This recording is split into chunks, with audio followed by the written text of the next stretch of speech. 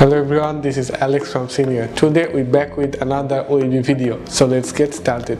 Today our topic is OEB, Occupational Exposure Banding, awareness in different countries. OEB, Occupational Exposure Banding, it turns chemicals into bands. Different country and organization have different kind of system to evaluate OEB, such as solubility and setability.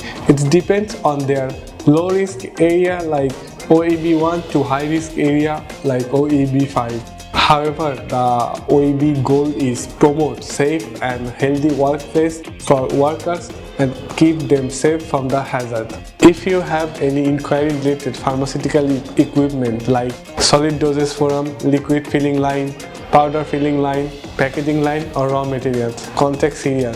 Subscribe our channel to grow up our YouTube channel. Like on our video and you can share this video with your friends and comment down below. Thanks for watching.